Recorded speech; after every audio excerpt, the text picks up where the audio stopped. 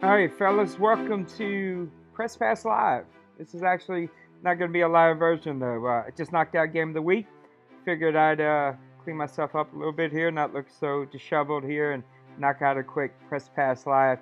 We didn't have one last week, and so we got to do a little catching up here. So it's going to be a little abbreviated, a little shorter than normal, but I want to catch you up to week 10. That way, when we get to the weekend, we'll get Brady back in here. We'll do some FPR stuff and get some banter back and forth, maybe even break down some rookies and how some players are doing and take a good look at the league. So let's just jump right into it. We are in week 10, and I got to congratulate you guys on another great week of early games. We're just knocking these games out left and right. The FPR is cleaning itself up. Still got a few little things that got to clean up. I may talk about a couple of those, but first, let's just jump right in there and catch up where we left off last time, which I want to say was week 6. I think we covered all the way up through week 6. So we're going to cover 7, 8, and 9, and then we'll talk about some rankings here and take a look at some quick standings, and then finally we'll wrap it up with a little FPR and then talk about the new Madden update that just came out. I think it was like a 20-minute update or something crazy like that. All right, so let's talk about week 7. We had the Bears taking out the Packers 24-19. This was a really good game between Smash and Priest. Both of these teams are really trying to fight for that North. Smash is always tinkering with his roster. He's always moving the bottom portion of it. And really, that's the kind of stuff we set these rules up for. We set them up so guys like that could make those moves. And you could do that with your team. And you could just move the bottom portion of your roster. He comes away with a really nice victory, though. Cutler played pretty good. 2 touchdowns, an interception, 225 yards. Rodgers has really struggled all year long. Both of these guys struggle to get the rushing attack going. It's either feast or famine with the rushing attack. We may have to tweak our sliders a little bit. It seems like guys are either getting a ton of yards and averaging 6-7 yards a carry, or they're not getting anything like these two guys, Eddie Lacy and Lakeford, both under 4 yards a carry. Cobb had a pretty good day, so did Kevin White. Both of these guys were up over 100 yards with a touchdown to go with it. Both defenses played okay. They gave up some pretty big plays at times, but they also made some plays. Floyd made a lot of plays for the Bears, 8 tackles, a tackle for loss, and a sack to go on the day. There's actually 2 interceptions from Dexter McGoogle in this game, and the Bears come away with a really nice victory in week 7, a much needed one there in the NFC North. The Giants and the Rams went at it. The Rams, I think, have traded owners the last couple of weeks, but I feel like we got Dawson in here now, and hopefully he'll be here to stay. I think this might have actually been a CPU game. I'm not 100% sure about that. The Saints and the Chiefs have a defensive battle, 9-3. The Saints find their first win on the year. The Colts take out the Titans 30-16. The Vikings take out the Eagles 26-3. That game was really interesting as the Eagles struggled to get anything really going. That's an interesting team that we'll talk about here in another couple of advances. The Browns and the Bengals go at it. The Bengals come away with a 27-7 victory. Detroit takes out the Redskins 23-9. Detroit really has a good season going. Junior has his team playing really well. Jacksonville sneaks out of Oakland, or at home beats out Oakland 12-10 in a baseball score, it seems like. The Bills and the Dolphins do not have a baseball score, 41-19, and the Bills whip up on those Dolphins. The Ravens and the Jets have a really good game, 25-22 as the Jets come away with the victory. The Buccaneers take out the 49ers 23-21. I think this is actually our old Buccaneers last game. Unfortunately, we had to let him go. The guy only wants to play shotgun, and we don't do that here. Yeah, I know you might be able to make the argument that some NFL teams do that. That's not us. That's not what we're going to do. And we had to let him go. Just didn't work out. So we wish PTR luck. Wish guys would leave with a little more character and integrity. If you're watching this, there's no hard feelings, my friend. Just didn't work out here, and we hope that you find the league that fits for you. Atlanta and San Diego go at it. This is a weird score. Atlanta comes with a 14-2 victory. The San Diego only is able to get on the board with a safety. New England and the Pittsburgh Steelers have a great game, probably game of the week there, 24-21 as New England comes away with the victory. Seattle and Arizona go with a good game. This was Seattle's first game. He played really, really well. I'm glad that he's here. 28-25. That team is just unbelievable. That defense plays really, really great. And then Denver comes away with a 20-17 victory over the Houston Texans. This was my game of the week and actually lived up to all of the hype. These two teams are really good. That's a big victory for the Broncos as they try to make their way in the AFC. Let's take a look at Week 8. Talk about some games that stuck out to me here. This one was the most interesting to me as the Jacksonville Jaguars come away with a 28-24 victory over the Tennessee Titans. The Titans seem to be finding their way finally. This team really struggled early on, but now they're finding their groove and they're hanging with teams like Jacksonville, who really is the cream of the crop in the AFC. They come away and just totally shut down that Jacksonville rushing attack, only allowing 61 yards, only 9 first downs for the Jacksonville Jaguars. Blake Bortles struggled today. He did have 3 touchdowns, which is pretty good. He did have 1 sack, but he did throw 2 interceptions, and he did pass to 65% completion percentage. But Mariota matched him with 60 himself. He did throw the 2 picks. If Tennessee can cut down on those interceptions, probably wins this game.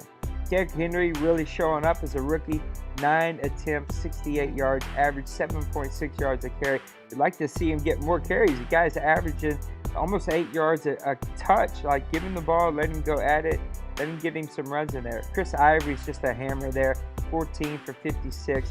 Did get a touchdown on the day.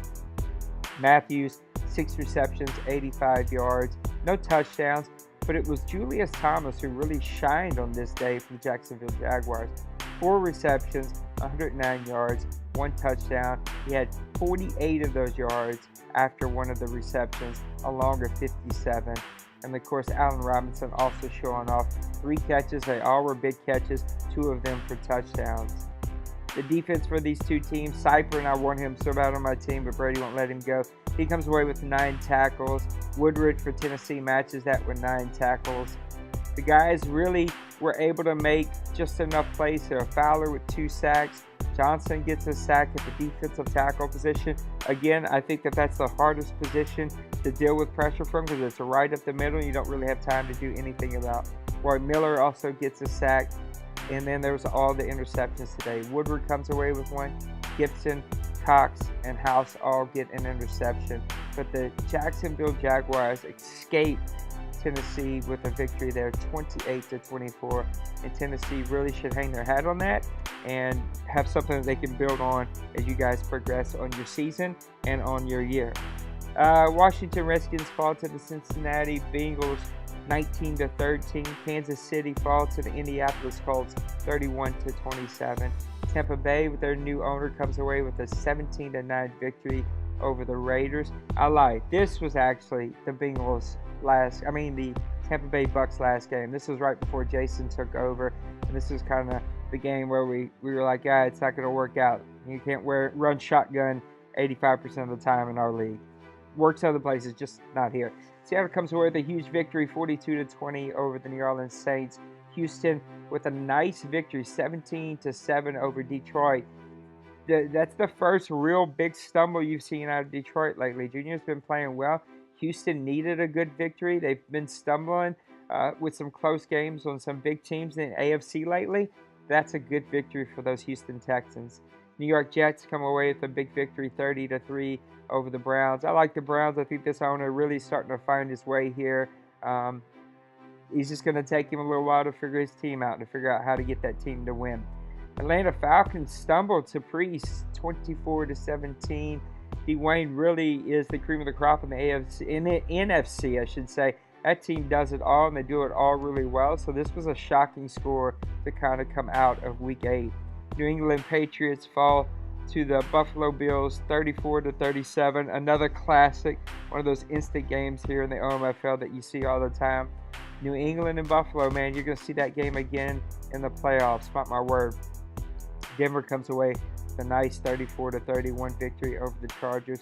Denver's been playing some really tight games. If they're finding ways to win those tight games, and if you can find ways to win those tight games, it's going to pay off for you later on.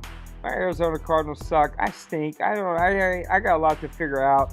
Me and my buddy Double Noah, we've been playing this since 2001. He's been the only guy who's been part of the OMFL since I started. We've not played every single season together, but he's been here for 99% of it. He and I have played a billion games. We had to play this one 3 times because his connection sucked. But he got the connection fixed. We were able to get it in, and yeah, beating the Panthers is tough. Beating them 3 times is impossible. It's not going to happen. So yeah, he whipped up on me pretty good, 18-13. And then the Philadelphia Eagles come away with a 13-3 victory over the Dallas Cowboys. And then the Chicago Bears with a nice victory over the Minnesota Vikings at home, 13-10. We actually talk about those teams in my game of the week for Week 10. Take one quick look at Week 9 before we move on to the next segment here. Atlanta with a very nice victory, 36-17 over Jason. And the Atlanta Falcons get right back on that winning train. That team is red hot. It's going to be a tough team for anyone in the NFC to deal with. The Lions bounce back after a tough loss last week against the Texans. They come away with a 25-23 victory over the Minnesota Vikings. That's a really good game, and a game that's going to go a long way there in the NFC North because the Lions need it to bounce back, and the Vikings are playing red hot. It's a big win for Junior and his Detroit Lions. Philadelphia comes away with a 20-0 victory over the Giants. I watched this game.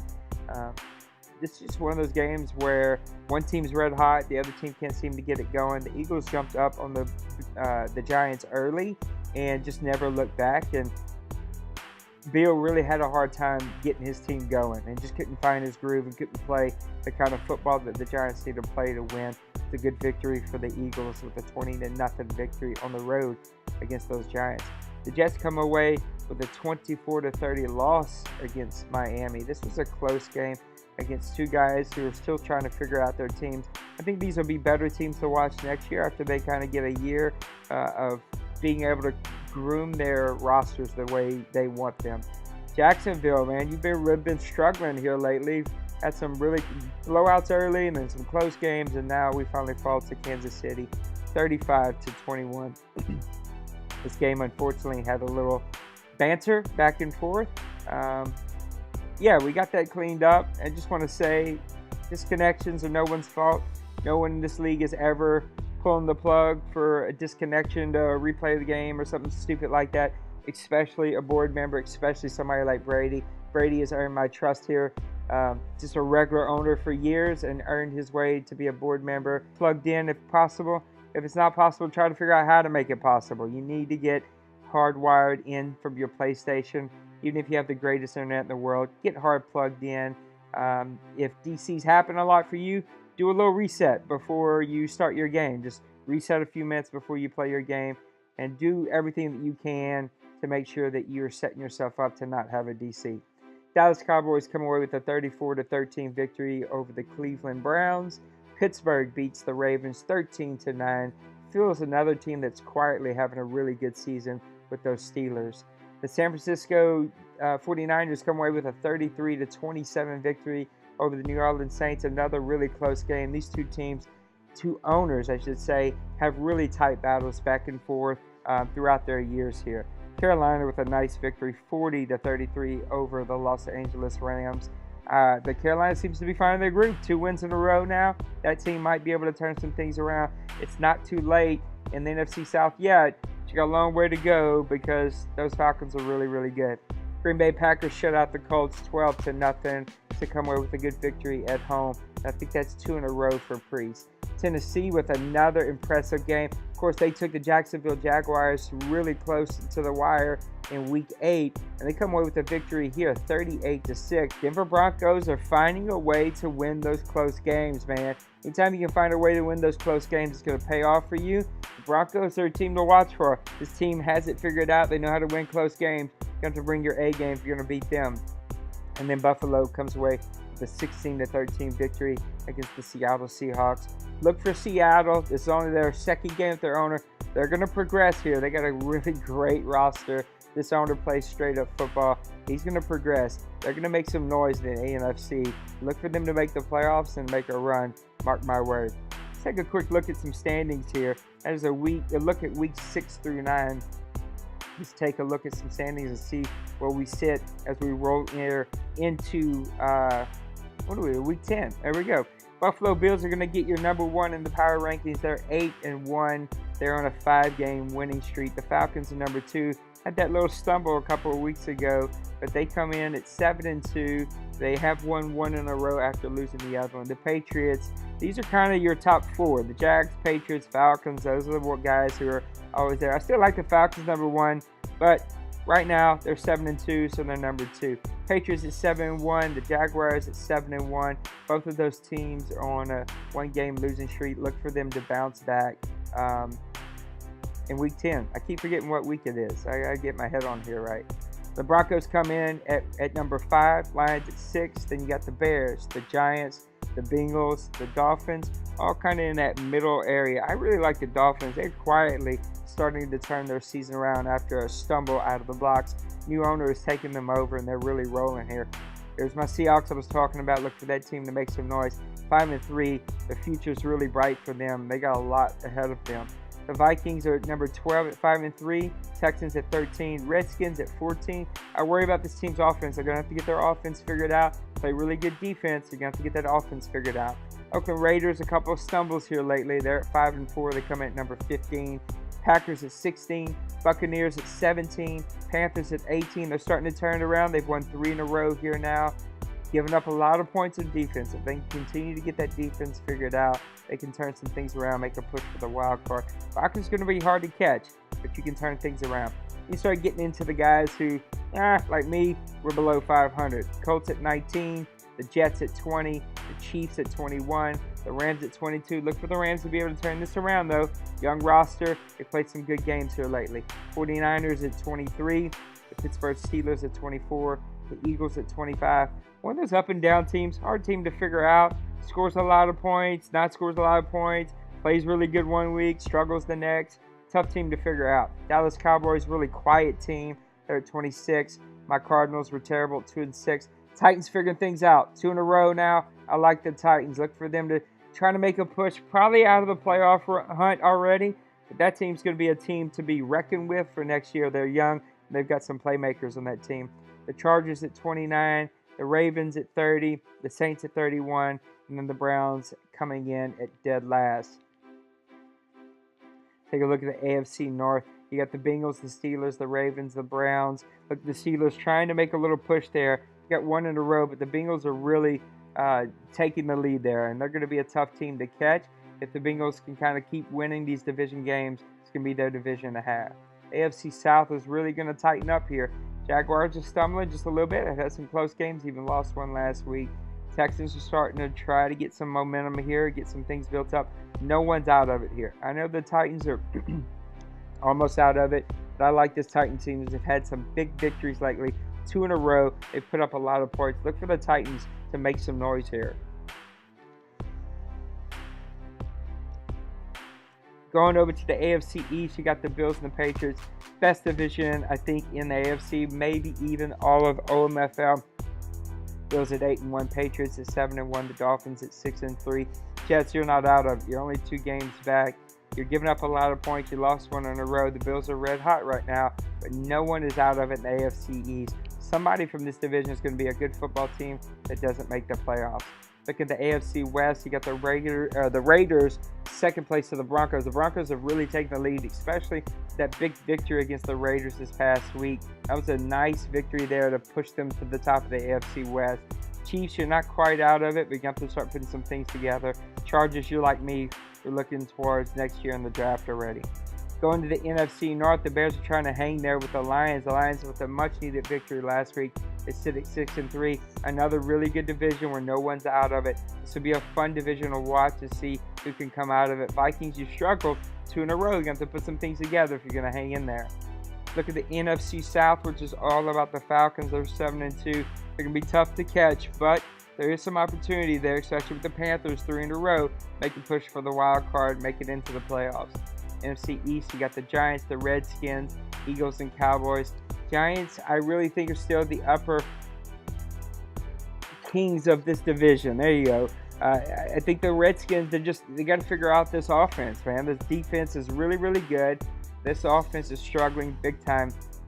You've almost given up more points than you've scored. It's because your offense isn't playing very well, and you have lost 2 in a row, which isn't helping your cause any. And then the NFC West, the Seahawks at 5-3, the Rams at 3-5, 49ers at 3-5, the Cardinals at 2-6. Cardinals and 49ers play this week. Actually play here in another hour or so. I think the loser of that game, probably me, is going to be completely 100% out of it. I've already started a bunch of young players because I know that my playoff hopes are dead for this year. Seahawks new owner, I really like how they play football, and that roster is just pretty stacked. If the Rams can figure out that running game and get some things going there, look for them to make a little push. There is a look at your power rankings and your standings. I'm going to show you a little something here. We're going to take everything else off the screen and go with the new update. So this is from Pasta Padre, whatever it's called, .com. This is about the latest little update that just came out. I don't really see a whole lot of these issues as they come out, but there are some franchise issues, some gameplay issues that were fixed. So make sure you check this out, pastapadre.com. Go to it, you can see everything that they fixed. Supposedly been fixing the break tackle flaw, the drop flaw. Excuse me, very sorry about that. Still trying to recover. But anyway, it supposedly fixed a bunch of those issues, and that's a good thing. Fix some really small stability issues that'll hopefully help us from disconnects and different things like that. So yeah, I think the only thing we need from them now, get Daddy Leagues fixed. Get that app out, and let's get our stats on Daddy League. So thank you for tuning in this week. One last little thing as we talk about some FPR issues. Things are really starting to get cleaned up. Here are the kind of the lame things that we got to back off of. You don't see a ton of this. There is a lot of 4 verticals. Back off the 4 verticals. All right, I've taken them completely out of my playbook. Unless it's like a 4th and 1 second, throw a Hail Mary, whatever. Keep Hail Mary in your playbook. Take the rest out, all right? The play just is overpowered. It works too well. It's lame. I watched one game that had 4 or 5 in the first half. That's not going to cut it. Like, that's not kind of football we want to play here. 4 kind of max per game. But even I think if you use 4 for every game, like, that's lame. Like, find other plays in your playbook. The other thing is cover 2 zone. Like, it has a billion different genres of it that you can run. I hate the play. It's way too overpowered. It just works too good, and it shouldn't work that good.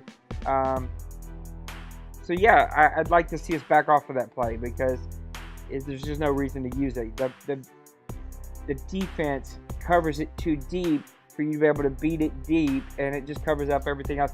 So I see that guys are playing that in a lot of short situations. So inside the red zone, you're seeing the call play 3 and 4 times. You're seeing it called a ton on 3rd downs. The blitzes every 1st down, another lame thing. Let's just clean these little small things up and get it cleaned up and get it better. This is a strategic league. We want guys to outthink who they're playing and outthink what they're doing and not just try to pick the right plays that call and that work every single time. So, yeah, I think that's it. We're starting to turn our attention towards the playoffs. Next Press Pass Live, we'll have Brady in here. We'll have a little banter back and forth. Maybe take a look at some rookies. Do a little homework on some rookies. But new game of the week is out. We've advanced. Tons of new stuff out there on the website. So make sure you go to grownfolksoc.com. We're still recruiting and looking for new guys to come be a part of our community. We got the FIFA team rolling. The coach mode OMFL league is starting to get rolling up. I think we're actually going to start today or tomorrow. So lots of good things happening in our community. There's rumors that somebody, Ducks, might start a 2K league here pretty soon. And so as 2K drops, we'll have a 2K league. And then the new WWE game is going to be dropping in a couple of weeks. And of course, we don't have our own league, but we do advertise for one. And we'd love for you guys to check that out. So for the board and all of the leadership here at Grown Folks and the leadership here at the OMFL, I appreciate you turning in to Press Pass Live and putting up with me. We'll see you next week, and good luck in Week 10.